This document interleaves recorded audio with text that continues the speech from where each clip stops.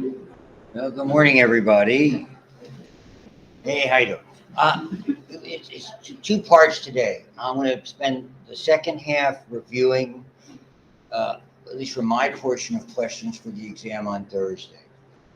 Dr. Buxton is going to be in Thursday. I'm maybe somewhat more brief today. Uh, I have to beat my wife's having some significant difficulties at home physically. So, this is the first day I've been here in like four, briefly. But I wanted to come in and do this so because we tend to split the days. So I have some information, and it's more alarming than anything else. Looking at this particular, it's interesting how the chapter is divided when we took odds and evens, so to speak. I probably would have been more apropos to do the radiation pathology, since that's sort of my neck of the woods, as opposed to the total body radiation response. But why not? We'll get through it. We're rapidly getting through a lot of this material, as it were. And this material is not, as far as at least from my perspective, that we're going over today, certainly is not on the exam on Thursday. And again, the exam on Thursday will be Scantron style. You got a mock exam from him, from Dr. Buxton? Okay, because that's what he likes to do that, and I basically like to sit there and pull my exam questions and talk to you about them. Okay, in general with that, no peeking. And that's the news. And again, I found some very good illustrations on SlideShare about that. I just sent those to you as well as my notes from the chapter, and I think that's where we should begin with my notes from the chapter to try to summarize it and give you my impression of it. To me, this chapter that calls total body radiation response is, I mean, it would be an extraordinarily rare occasion that this would happen. Well, in this day and age, it would be most likely from some type of significant accident, or rather than something that was by intent. And again, and if you haven't had the chance, again, as I mentioned it before, because they're talking about it today, and I'm probably going to do that. I think for one of the uh, for one section is just show you, because with my HBO Max subscription aspects, I'll try to find some significant things with aspects of Chernobyl to talk about that with regard to what's going on. So if you didn't have a chance to look at it, I guess it's just an absolutely brilliant series. I was talking about it with our department chair, Dr. Badger, who mentioned it to me, and I said I was telling you folks about it. So that's really where we stand. So this is what I kind of came up with this time. So extraordinarily rare. So things where you might see it, at least in this day and age, given I guess the best way to frame it is we don't see an abundance of nuclear power plants in our country any longer. Most of them have either been shut down. There's a big hue and cry about it. The difficulty with that kind of energy is it's extraordinarily efficient, and and realistically would be the way of the future. The big issue that a lot of folks had was, other than accidents, was the dealing with waste.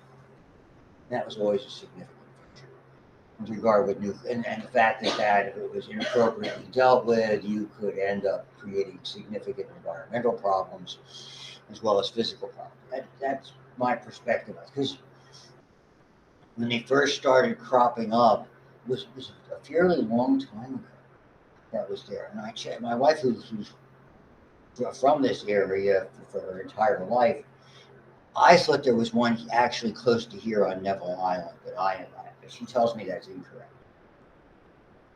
And she, she's been living here for nearly 65 years. This neck the one I do not know if it's still functional or not is the plant that's over in Beaver area. I forget the name of the municipality. You pass it or get very, very close to it when we've driven right through that whole plant area. When you're up on that extension going past the airport and continuing to go like you're going to like you're going up to Newcastle. Okay, so particularly rare cases. The only case that was of significance, and I do not know that there was more of a hue and cry about it, which also impacted, was a 3 Mile Island, another plant that you can pass if you're driving along on really the extension of Route 22. Route 22 goes all the way from Newark, New Jersey to Columbus, Ohio, aspects of it. So if you drive around all the 322s and 422s and 522s, ringing a bell, those roads, they're all about Route 22. I grew up on Route 22. We New Jersey people, it's like we used to call it Death Alley for all the accidents that we hear. So industrial accidents, certainly a lot of what we learned, depending on your view of it, have to do with the intentional usage of atomic weapons in history on Hiroshima and Nagasaki. I'm a World War II buff. My favorite place, I could spend days there and have, is going to New Orleans. And if you get a chance to go to the World War II Museum, it's brilliant. The very fact that you're in New Orleans makes it brilliant because the food is beyond belief. And it's in a wonderful area called the Warehouse District, which is next to my favorite area, the Garden District in New Orleans. It's my wife, that's our happy place for the two of us. But we learned a lot about that post, and I'll comment on that as well. For your purposes, it's medical exposure. And I mean, I think that really the underscore of this particular chapter for you is the degree of care that you're going to have in what you do. And I practiced for 25 years. Okay. For you to have and keep a job at any place, there'll be a lot of vetting. They're gonna make sure whatever examinations you have to take care of. There's a zero tolerance policy for errors that are there, and it's for all of us that we're there. It's extraordinarily easy to make mistakes, whether it's from a doctor perspective or a nursing perspective, to administer medications, to make medication errors. They occur, unfortunately, more frequently than we think. Okay. But the reality is that's kind of where it's just seeing this in a potential impact. So, best advice I can give you: don't rush what you're doing. Take your time. I mean, you have a certain number that you have to do in a day, but make sure you're very thorough in what you're doing. And then lastly, again, a tremendous amount of information from the whole Chernobyl incident, which was certainly the worst that I can, other than the intention of here. So what occurs? They have what's called, and this would be in the instance of being a massive exposure, they have what's called the prodrome phase. Prodromes in general are a word that describes you feel something coming on. We've all felt it. You know, you get an annoying, boy, my throat's scratchy, I feel like I got a headache, I bet you're getting sick. That's prodrome. Sometimes they're more dramatic than that. And a signal event. Somebody with seizure disorders, they very often will get a prodrome. We call it an aura. They'll have some visual, auditory, sensory sensation that gives them a brief moment to prepare in case they end up having a seizure, for instance. So the prodrome of this exposure is highlighted initially by nausea, vomiting, and diarrhea. They call it NVD. That's the acronym they use. So immediately, I think it underscores the fragile nature of the gastrointestinal lining cells that we've talked about before. And I'm sure, because I gathered Dr. Buxton's PowerPoint that he put out there for last week when you folks were with him. I'm sure they understood it. And it's an important area to remember are those crypts of Lieberkühn. See them? Those are really the ones that are in the small intestine, probably the most susceptible areas that we have. Okay? The concept of a latency period is a delay. So whenever you see the term latent, it means there's a delay from the beginning of something to the end of something. And the latent period typically implies that there's no appreciable signs or symptoms. Things that the individual would feel or things that would be immediately observable. Signs, something you can observe or measure. Symptoms are something that you sense. Terms are not interchangeable. So signs are objective in nature and symptoms are subjective. That's the way to define those types of things. There really isn't in this kind of massive exposure, a true latency period. And then they describe something called a manifest illness, what really happens. So in these events, now obviously it's like so many people died immediately from Hiroshima, they didn't, it would be hard to, perhaps somebody on the periphery, but I don't think they understood, having never used, atomic weapons before, just the extraordinary impact. Realistically, scientists did, but I don't think the individuals who employed them. But the manifest illness. So we start with certain areas that are critical. Okay, bone marrow, and it's interesting. Bone marrow is a sensitive area, and as you recall, this is where all those generative cells are. They're making red cells and white cells and platelets. So the term, and I don't know if that's going to be on the exam from Dr. Buxton or not, that sort of, I just saw this. I should remember. And something. And I should know it. That's very silly of me not to know. Help me. Joseph Skin, repro. I'll find it. It'll come to me. It just refuses to tell me that it involves all of the cells. So it's like panorama, all of the cells involved, all of them that incur. But what happens in bone marrow that's particularly fascinating, this is one of the first signs we see when there's bone marrow problems, are the irregularities in white blood cells. White blood cells are the way we fight infection. So immediately when there's bone marrow damage, the usual problems associated with it, whether there's tumors, whether there chemical damage to it, is those white cells are either insufficient, or they are not formed properly, or don't function properly, and people are very, very susceptible to infection. So a lot of times the long-term problem that they succumb to are infections. That's part of the case here. Let's see. Anemia. So anemia in general implies lack of cells, but typical anemias, the impact are red blood cells. And so the number one problem with not having enough red blood cells, one word, fatigue. Extraordinarily tired. I mean, everything is based on your being able to do activities, to do anything, you require oxygen. You don't have enough red cells, not enough oxygen. There's nothing worse. Imagine someone who you would look at and think was a healthy individual, and the stairs here, because I usually, when I walk up to the second level, you always take the stairs. When I can't walk anymore, I'll stop taking the stairs. Figured that out a long time. Not so long ago, 24, 23, 24, 22 years ago, I could maybe do 3 of those stairs. Have to stop, and then 3 more. Because of profound anemia, because I was losing blood internally. I had to have a variety of transfusions.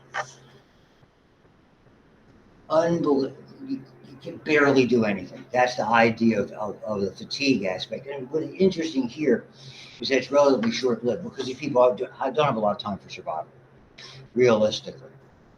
So anemia, and then hemorrhage and infections that are there are again, what happens is the clotting aspects. Platelets don't form. Without them, you can't clot. So even incidental damage, and really your whole immunological system trying to generate clotting or respond to damage elsewhere is compromised. GI, again, you're losing those cells, and it's in concert, as you can see, with bone marrow damage. And again, the crypts of Lieberkühn, I hope I'm spelling it right, and the lining, all of those things are part of it. What happens gastrointestinally, you end up with a variety of infections, you're losing fluid, you're losing electrolytes, and there's a real major imbalance that occurs here. What will accompany that, other than your kidney shutting down, which something's going to happen, but really what electrolytes do, I would think, would be another one of those immediate causes of death. When you have irregular electrolytes and you're starting to lose something critical like potassium, you're going to develop heart arrhythmias, and all of a sudden your heart's just going to, you're going to develop some kind of a fatal rhythm, and a heart attack would also be part of it. Again, and then because the linings are destroyed gastrointestinally, what happens, lining tissue, as well as absorbing and processing and helping to digest materials and secreting and giving off a lot of chemicals that facilitate this in general. And your gut bacteria play a pivotal role. That's the good news. The bad news, if they get where they shouldn't be, they cause big problems. The classic one that you'd be familiar with of normal, healthy gut bacteria getting where it should be would be somebody with a burst appendix. Okay? And what happens, all of a sudden, they're in a life-threatening situation. When you destroy the lining, now the bacteria have nothing, it's effectively a barrier. And once that barrier is damaged, now they can be absorbed directly into the bloodstream or directly into the tissues, and the infections are extraordinarily life-threatening. And the one that interested me the most were the central nervous system aspects. And because you're dealing with nerve tissue, and nerve tissue is mature, highly differentiated tissue. So the question is why? And they pose that question in the textbook. This doesn't make any sense. Theoretically, nerves, your brain would be least susceptible, but the feeling is that something called vasculitis. Itis means inflammation of, damage to blood vessels, which again are lining of different kinds of tissues that have reparative processes, and the lining of the central nervous system, which are called the meninges or meninges, and hence meningitis. Meningitis is a scary condition that can be, and typically in college we worry about it a lot because of bacterial meningitis can spread like wildfire. My understanding, students here are immunized for that. Is that correct? Yeah. You have to have yes or no? No, no, don't know. At one time I asked that question and people weren't, thought that they had, there's an immunization for bacterial meningitis. It is not innocent whatsoever. I mean, it's not a good thing to have happen to anybody. And whenever you have light leakage or damage in blood vessels, then the fluid fills up in the brain, intracranial pressure. Again, it's a closed space. When you have a mass of fluid in here, it pushes stuff against the hard walls. So effectively, that's what happened. These are particularly interesting. These are, to me, more the long-term effects of it that are there. And it's the embryological impact of this particular condition. Normally, it is lethality. So it's unfortunately, if someone is pregnant, and that, of course, is something that's going to impact you and the kind of treatments that you'll be doing and the kind of interventions you're going to be doing. If the baby survives, and there's different stages where survival is to some extent more likely than others, we see a lot of what are called congenital abnormalities. Congenital, for the most part, when we talk about a congenital abnormality, I'll give you one that I'm familiar with, clubfoot. Now, they talk about clubfoot in this chapter, there being increased number. Statistically, maybe one in less than 1,000, maybe 1 in 1,000, maybe 1 in 2,000 or 3,000. I don't know the recent number off the top of my head. Clubfoot, something that forms. It actually forms from pressure of the baby with the positioning of their foot or feet within the intrauterine environment.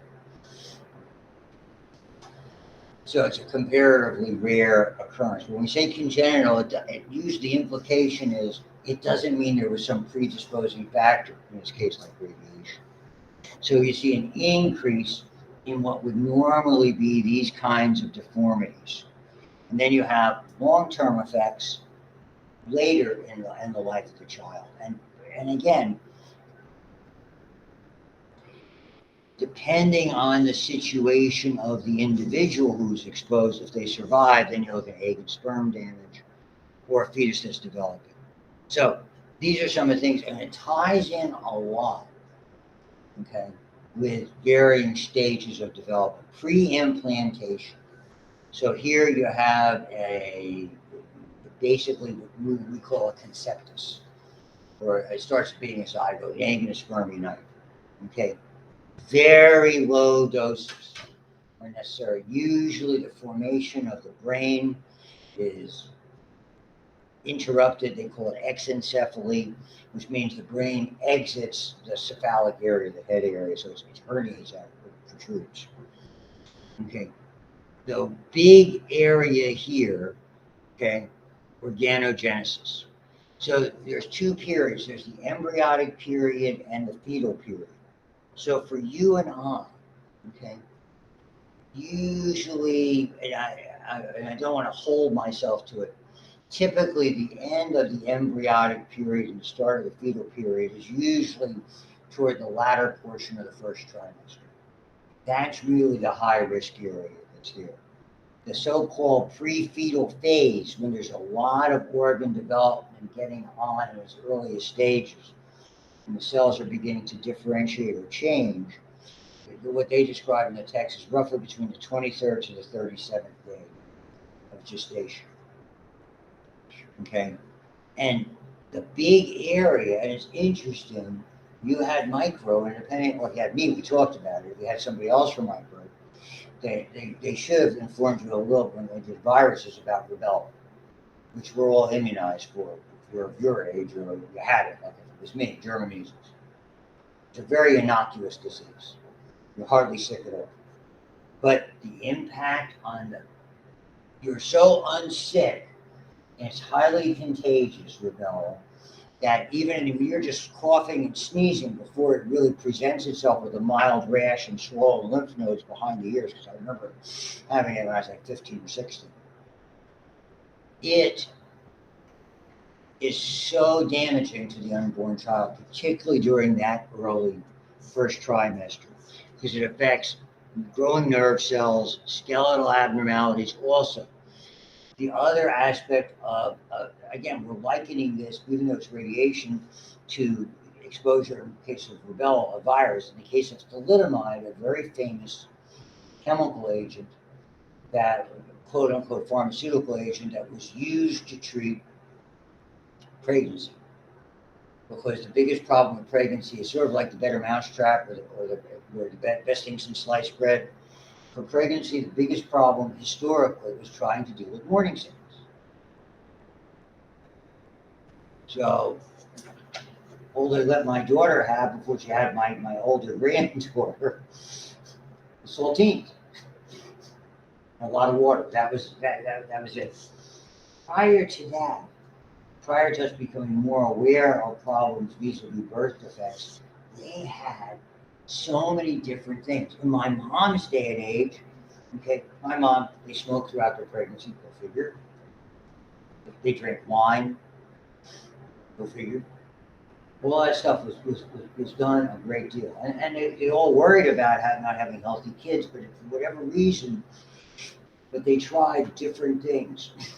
In England, and never distributed in this country because the FDA didn't permit it until there were more studies, was a drug called thalidomide that caused horrible skeletal abnormalities. And if you Google it, you'll see pictures of that are there. Matter of fact, I was watching a TV show that actually had somebody who was obviously a thalidomide baby, doing and as an actress in a role in the TV show, in a wheelchair, and contributor. Yeah, very interesting. Nevertheless, you'll see that their extremities don't develop. It's like having a very short arm, having a hand. Same with legs. So it was really well known. And so these are just some of the things that we see associated with it. Fetal stage, less likely, because there's more differentiation. As you make the change roughly to that second trimester, now it's really, and there's been a lot of differentiation, we're dealing with enlargement. Okay? Again, we make those observations. You can look in the textbook. I gave you the page reference for it because it's really not a terribly long chapter. So the embryo and the fetus most sensitive, particularly in the first trimester during the first 6 weeks, and certainly the area before even the quote start of the fetal stage, when at that point we just have a conceptus or a zygote that's beginning to do multiple cells, extraordinarily sensitive there. That's the pre-implantation. Lethality and congenital defects, and increasing resistance with time. Just want to show you a couple of these slides and do the review, and then you're done. Pop out of that. I hear you. Slide share. And I do like this. I found a lot of good things for someone like me who's not very gifted at doing the graphics, and they're just showing you some of these. When you use these, if you do presentations as your career is involved, always make sure you get credit. Don't take something that somebody else did and say, hey, you know, yeah, I did this. Say, hey, or I modified one that I found existed. Always cite them for credit. Okay. Whole body reception, large doses. I don't get into the dosing. A lot of the chapter does with the amount of the grays and things like that. That's not my area of expertise. Okay, so sufficient to cause the syndrome and maintain from atomic bomb survivals, fallout from the atomic bomb. This was testing that was done in the Marshall Islands, and certainly the Chernobyl aspect, and radiation therapy. So I mean, if you're not being extraordinarily careful, bad things can happen, and these are just horrible. You can see the pictures, you can see the arm. That's what I meant by the thalidomide like, and this is the skull exiting abnormalities. Again, prodrome, latent, manifest illness, recovery, or death. And again, latency is just a period when, theoretically, when it's occurring, but it hasn't demonstrated itself. Yes. Here you can get the idea, one gray or more, severity, higher the dose, more severe, makes sense. LD50 certainly is a number you're familiar with that statistically. Necessary to kill 50% of the exposed population. And then they use this 50-60 within 60 days or 2 months. All the different, they chart out all the different things that are there. Here they're describing, and maybe this research, because the textbook's more than 20 years old, a week of latency, that period that either recovery or lethality begins. So it's either going to be fatal or it's not, more frankly stated. It doesn't mean there won't be damage. And again, hematopoietic, GI, cerebrovascular, visible.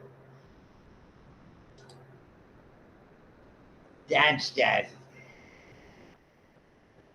very famous case of this spy / journalist.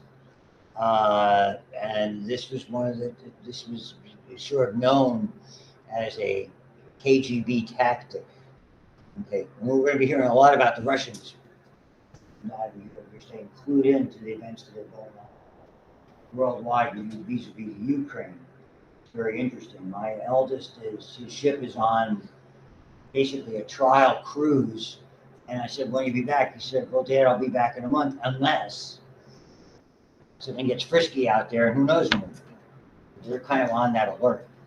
And he was cruising out of Norfolk, left there Tuesday of this week. Okay. So all of that, and so what happens, the illness they feel is he was intentionally injected or exposed to this chemical and caused that type of a problem. Third of the population in Hiroshima, you can see the terrible burns, the hair loss, etc., things like that. So as you can see, pass through the first 3 stages but show less. If a whole body is sublethal, then those seen for super lethal, again, you might have a period of several months. Just looking at this slide set without going over it in extraordinary detail. Okay, this is the Chernobyl aspect of it. I can't even begin to describe it. That's there. They began to show you measurements in lymphs and granulocytes. Okay, irregular chromosomes. Okay, and so you can see, and there were a tremendous amount, more of them were later effects, other than the people who were there treating the problem. So as you can see, we have the repair, and again, those are terminology that are important, the repair, regeneration, recovery, etc. Okay. So I think the terminology that are there, again, oxygenated cells have a better prospect, and this is in sublethal damage. So we're not talking about oxygenation vis-a-vis treatment, okay, and that's important. It's there. Cumulative effects, also well described. And then these are the different syndromes that they talked about: hematopoietic, gastrointestinal, and cerebrovascular. And it'll just underscore some of the things. Again, red cells, white cells, and platelets, which I mentioned before, that are there. For instance, I mean, this is all of a sudden you'll start to bleed, much more susceptible to hemorrhage. It's one of the little observations. Spontaneous hemorrhage, which occurs in a lot of systems, but here it's due to the platelet abnormalities. Because your blood is constantly, there's tiny little episodes where your blood vessels are damaged just from wear and tear, normal. If the repair mechanism doesn't exist, you start to bleed. So it's one of the things we look for with certain kinds of diseases. Okay. So again, with dose-related phenomena, if you just look at the highlights, I'll show you some of those graphics aspects that are there. Survival probability enhanced by intent, and really that's about all you can do is supportive care, replenishing blood elements, platelet transfusions, other kinds of transfusions that are there, augmenting the system. Trying to, and basically the way I phrase it is I have somebody survive while the body's healing itself. And you can look through this chart just as well. Here's the GI picture. Frightening. Latent period 5 days. Small intestine again. Intestinal bacteria again. There is some regeneration before death occurs. So workers and firefighters at Chernobyl, mostly GI-related symptoms. You can see there. And the cerebrovascular, this is the one where, I mean, it could cause death immediately speaking, and the one that they didn't describe but damage blood vessels, the capillaries become permeable, they leak, intracranial pressure from the leakage, that causes more damage, etc. Those are all things, and just some charts they're showing with vis-a-vis the dosing and things. I'm not getting into the graphics. I don't think it's that relative. They had, obviously it varies species to species. I don't know enough about it. It looks like cockroaches can survive just about everything. You're from the New York metropolitan area, you know about cockroaches. They don't have a rat problem. The cockroaches eat the rats. It's an old joke. Not a great joke. And then a variety of things, skin-related problems. I hadn't seen that one before. All that thing, the intensity, it's a burn, for lack of a better way to describing it. All the varying kinds of treatments, isolation, antibiotics, platelets, growth factors are something that are comparatively new, last 30 to 40 years. We didn't, when I was in medical school, I graduated in 77, we didn't learn about that. We didn't know about it. I think that's everything. All right. So I will click